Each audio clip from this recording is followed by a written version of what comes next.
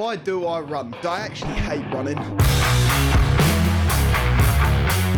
Hello, it is 9:45 at night, pitch black outside and freezing cold.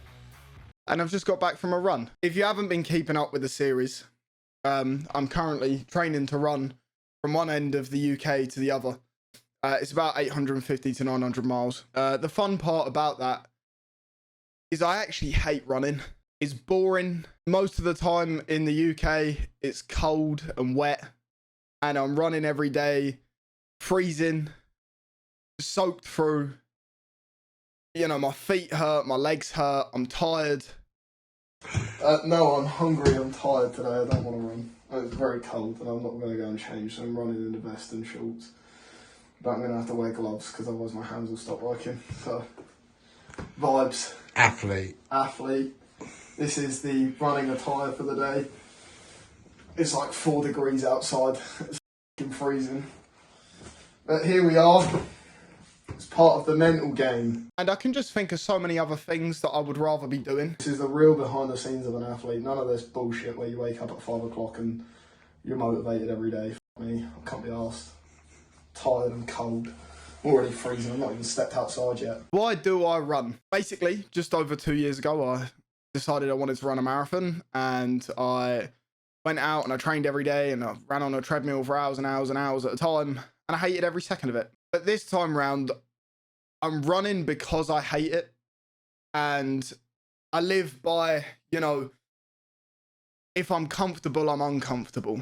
I like to be pushed out my comfort zone and do things that I wouldn't necessarily want to do every day. Because for me, that's where growth happens. But why? Well, I ask myself this question a lot. Why?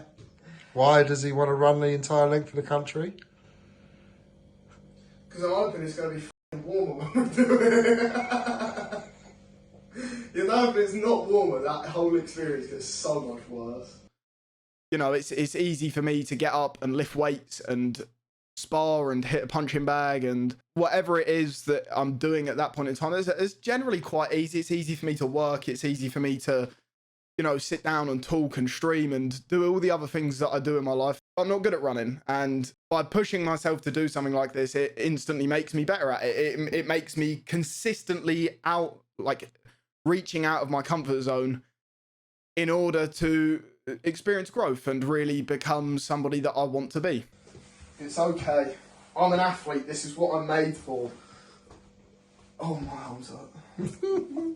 Chest, very sore. Back, very sore. Legs are feeling okay. But I'm testing this blister cure today to see if that's going to be helpful.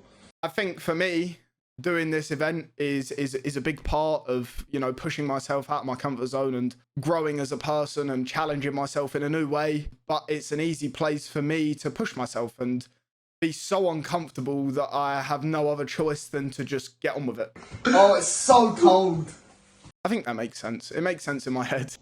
Don't want to do it. Do it. Shall I run a jumper? Yeah, I'm running a jumper. Procrastinating? No, it's just cold. You go and run, you fucking lazy. Fucking do I look like I'm built for running? No. I'm booked for sitting. Exactly, I'm good at that.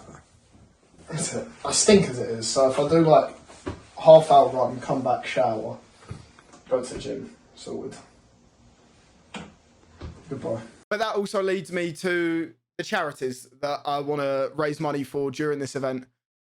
I've chosen two charities this time around: Walking with the Wounded and the Stroke Association. Some of you that will have been following me for years might know this story, but my granddad was someone who was insanely close to me. He meant an absolute ton to me. Was a huge inspiration to me, a big part of my life, a guiding light. You know, he meant more to me than life itself. And for the last 10 years of his life, I was fortunate enough to be living with him and being his carer. He moved in with me and my mum, and we cared for him in the later stages of his life before he passed. And that hit me hard, and it, you know, sent me on a bit of a spiral and stuff. You know, he unfortunately suffered from a stroke when I was young, and had a very negative impact on his life.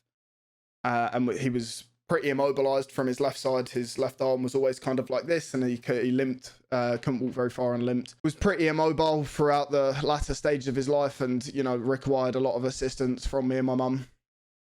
And frankly, it was an absolute honor to be able to do that for him, because even though at the time it felt like a responsibility, I look back at it now and I think that that man would have done everything for me. Because of that, I've seen firsthand the struggles that stroke victims can have.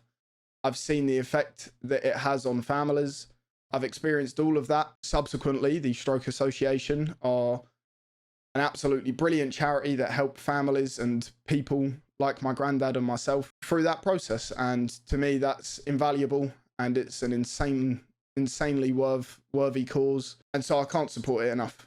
The other charity, Walking with the Wounded, are another charity that I've, you know, worked closely with in the past, and I can have seen the work that they do firsthand and can absolutely get behind every step of the way. They're a veterans charity for UK veterans. I was fortunate enough to have met dozens of their veterans. You know, I've met a lot of the people that they've helped and seen firsthand the help that they've done for other work that I've done with other veterans charities in the past. And I've met some of their staff, I've spoken to some of their staff, and they're just all-round incredible people. They've been pretty invaluable to me in terms of preparing for this event. And, you know, it's as I say, a charity that I wholly stand behind. They specialize in mental health, support care, and employment services for veterans in the UK, obviously after they've left the army, and I think that's an insanely important thing. And for me, when I was young, I wanted to join the Marines, and I worked incredibly hard to get there, and unfortunately couldn't join due to injury and having metalwork in my leg and stuff. So being able to work so closely with the people that have served and are, you know, no longer serving, and everyone in between, just it means a lot to me. And I think it's really been eye-opening to me working with so many of these people and hearing so many stories, and that's been a pretty incredible thing for me. So yeah, another incredible charity. And so when it comes to me running and being out for hours at a time, alone on the road, cold, wet, tired, like, the things that keep me going are knowing that I'm building myself to be a better person, and knowing the reasons that I'm out running. It's really cool to be able to do this, and really cool to be able to hopefully have an impact. I'm trying to raise £20,000 throughout this. I'll put a QR code up on the screen if it's not been there the entire video, and there's a link in the description to donate as well. So if you do want to support the causes, as I say, they're incredible causes, whether it's £5, £10, £100, £5,000, however much it is that you want to donate, whatever, like, it's greatly appreciated.